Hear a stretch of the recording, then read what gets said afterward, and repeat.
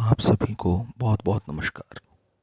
आइए आज सुनते हैं सआदत हसन मंटो की एक कहानी, बारिश। मूसलाधार बारिश हो रही थी और वो अपने कमरे में बैठा जल थल देख रहा था। बाहर बहुत बड़ा लॉन था जिसमें दो दरख्त थे। उनके सब्ज पत्ते बारिश में नहा रहे थे। उसको महसूस हुआ कि वो पानी की इस यूरिश से खुश होकर नाच रहे हैं।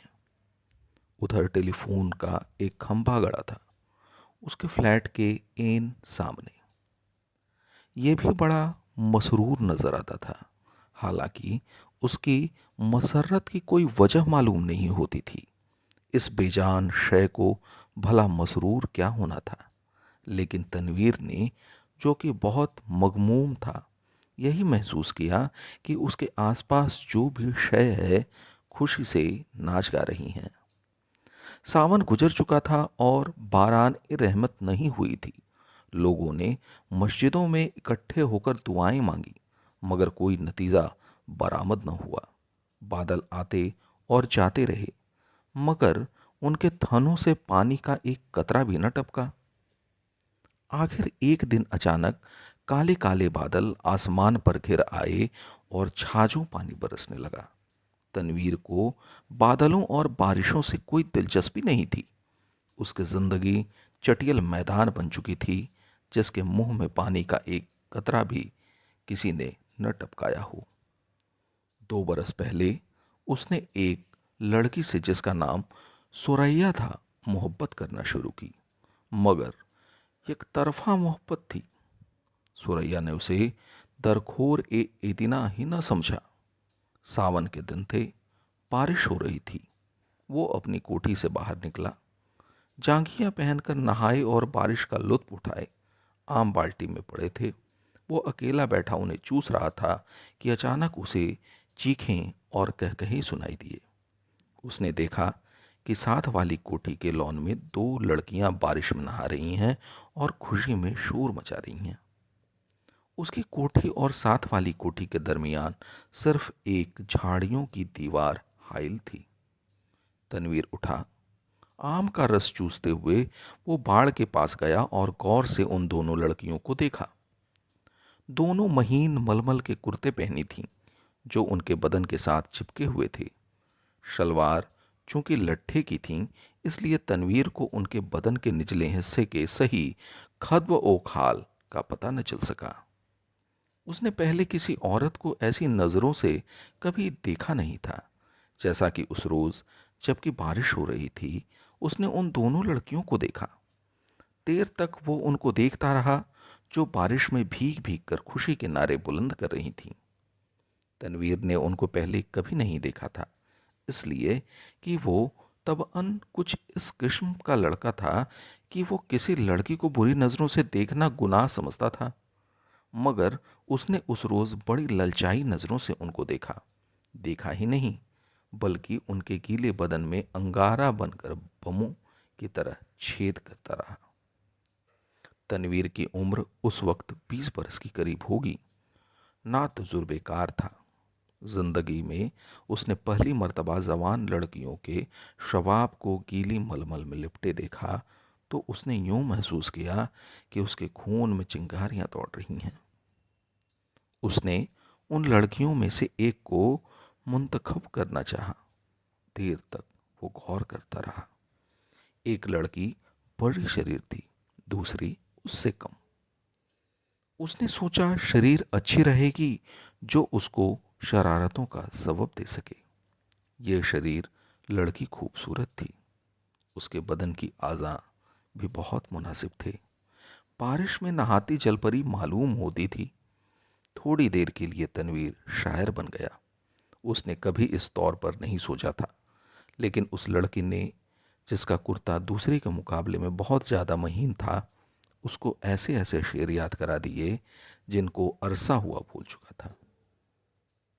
इसके अलावा रेडियो पर सुने हुए फिल्मी गानों की धुनें भी उसके कानों में गूंजने लगी और उसने बाढ़ के पीछे ये महसूस करना शुरू किया कि वो अशोक कुमार है, दिलीप कुमार है, फिर उसे कामिनी कौशल और नलिनी जयवंत का ख्याल आया, मगर उसने जब उस लड़की की तरफ इस गरज से देखा कि उसमें कामिनी कौशल और नलिनी जयवंत के कद्म और खाल नजर आ जाएं, तो उसने उन दोनों एक्ट्रेसों पर लानत भेजी। वो उनसे कहीं ज्यादा हसीन थी। उसके मलमल के कुर्ते में जो शवाब था, उसका मुकाबला उसने सोचा कोई भी नहीं कर सकता। तनवीर ने आम चूसने बंद कर दिए और उस लड़की से, जिसका नाम प्रवीण था, इश्क लड़ाना शुरू कर दिया। शुरू शुरू में उसे बड़ी मुश्किलात पेश आई, इसलिए कि उस लड़की तक रसाई तनवीर को आसान नहीं मालूम होती थी। फिर उसे अपने वालिदैन का भी डर था। इसके अलावा उसे ये भी यकीन था कि वो उससे मुल्तफित होगी या नहीं। बहुत देर तक वो उन्हीं उलझनों में गिरफ्त रहा। रातें जागता, झाड़ियों की पस्त कद झाड़ के पास जाता, मगर वो नजर ना आती। घंटों वहां खड़ा रहता और वो बारिश वाला मंजर जो उसने देखा था, आंखें बंद करके जेहन में दोहराता रहता। बहुत दिनों के बाद आखिर उसको एक रोज उससे मुलाकात का मौका मिल गया। वो अपने बाप की कार में घर के किसी काम की गरज से जा रहा था कि परवीन से उसकी मुठभेड़ हो गई।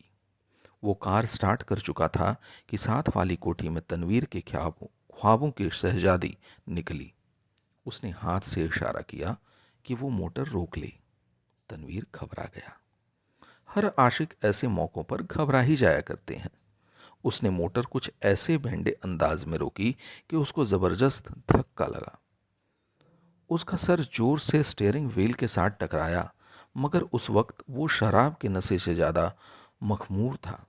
उसको उसकी महबूबा ने खुद मुखातिब किया था। परवीन के होठों पर गहरे सुर्ख रंग की लिपस्टिक थोपी हुई थी। उसने सुर्ख मुस्कुराहट से कहा, माफ फरमाइएगा, मैंने आपको तकलीफ दी। बारिश हो रही है, तांगा इस दूर दराज जगह मिलना मुहाल है, और मुझे एक जरूरी काम से जाना था। आप मेरे हमसाए हैं, इसलिए आपको यह जहमत दी। तनवीर ने कहा, जहमत का क्या सवाल पैदा ही नहीं होता। मैं तो मैं तो उसकी जबान लड़खड़ा गई। आपसे मेरा तारुफ तो नहीं, लेकिन आपको एक बार देखा था। परवीन अपने सुर्ख मुस्कुराहटों के साथ कार में बैठ गई और तनवीर से पूछा, आपने मुझे कब देखा था? तनवीर ने जवाब दिया, आपकी कोठी के लॉन में, जब आप जब आप और आपके साथ एक और लड़की बारिश में नहा रही थी।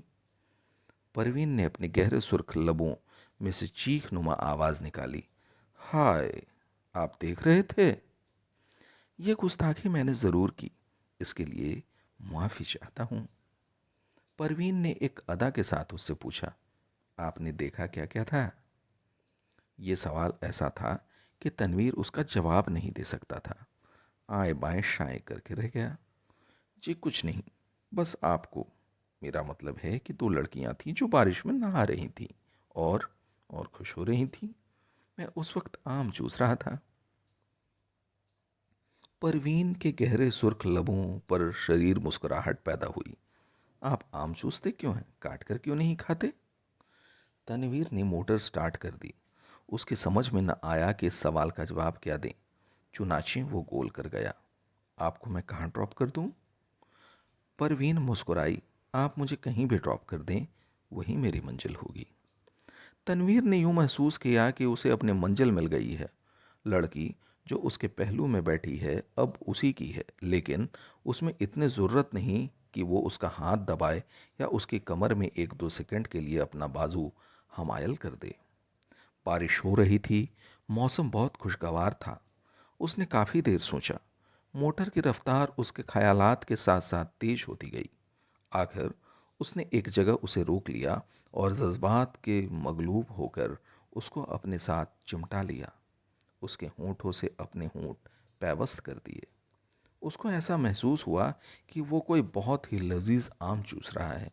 परवीन ने कोई मुजाहमत न की, लेकिन फौरन तनवीर को यह एहसास बड़े शिद्दत से हुआ कि उसने बड़ी नाशाइस्ता हरकत की है, और गालिबन परवीन को उसकी यह हरकत पसंद नहीं आई। चुनाचे एकदम संजीदा होकर उसने कहा, आपको कहाँ जाना है? परवीन के चेहरे पर यूं खफगी के कोई आसार नहीं थे, लेकिन तनवीर यूं महसूस कर रहा था जैसे वो उसके खून की प्यासी है। परवीन ने उसे बता दिया कि उसे जाना कहाँ है।